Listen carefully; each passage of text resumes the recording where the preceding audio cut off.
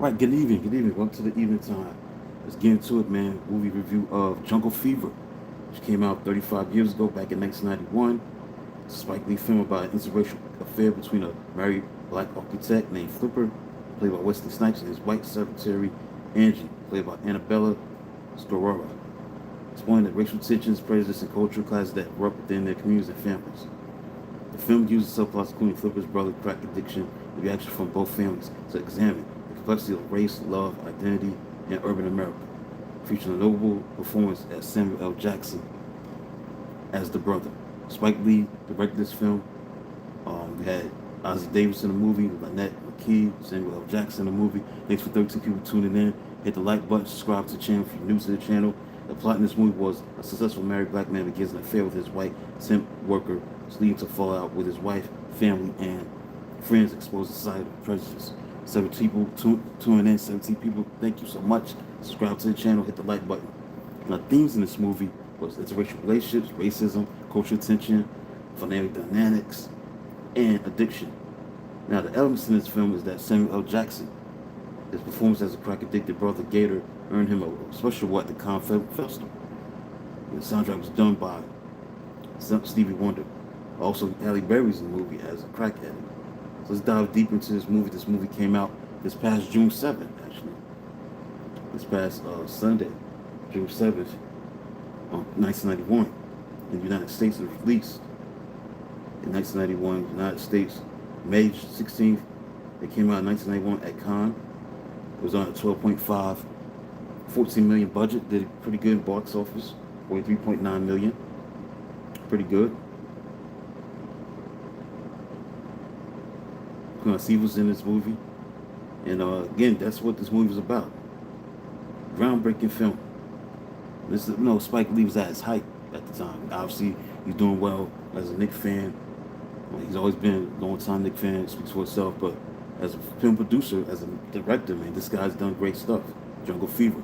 This is the 35th anniversary of that movie, and explored the extramarital interracial relationship against the urban backdrop of the streets of New York in the early 90s. Also, this film was dedicated to Joseph Hawkins, who died on August 23rd, 1989. So that's the thing, that's like some tidbits, side notes. This movie was dedicated to Joseph Hawkins, so that was good.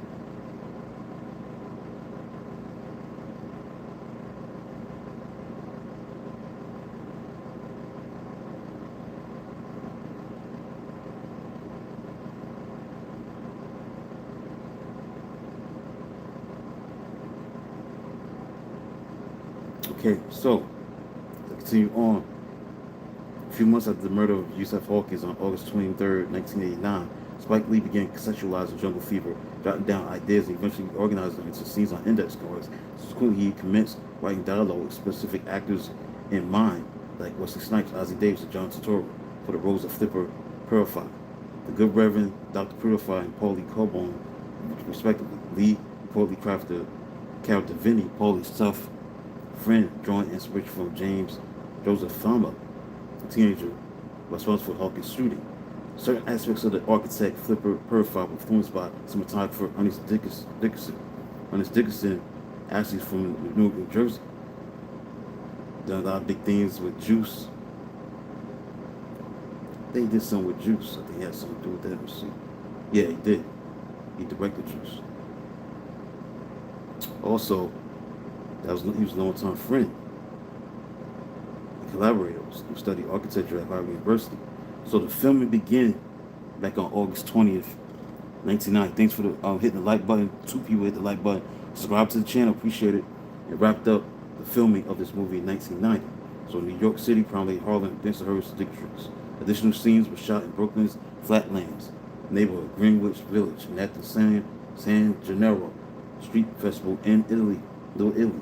The Manhattan offices of the Walker Group serve as the backdrop for the fictional architecture firm Massey Covington.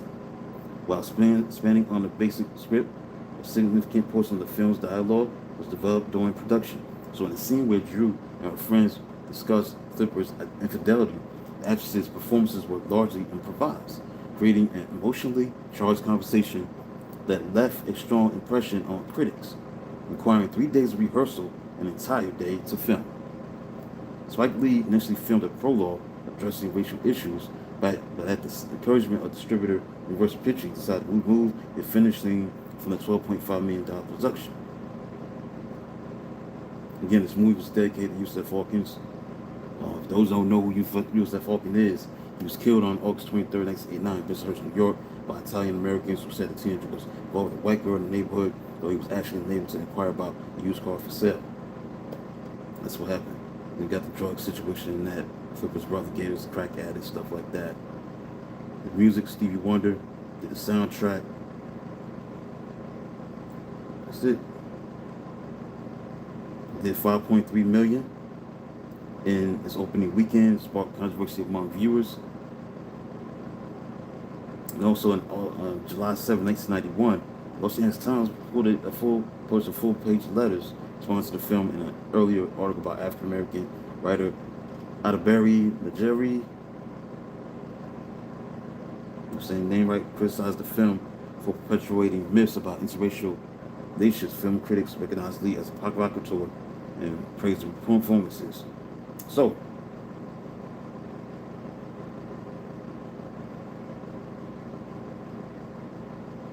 that's basically it, man. I'm done with this short look at Jungle Fever.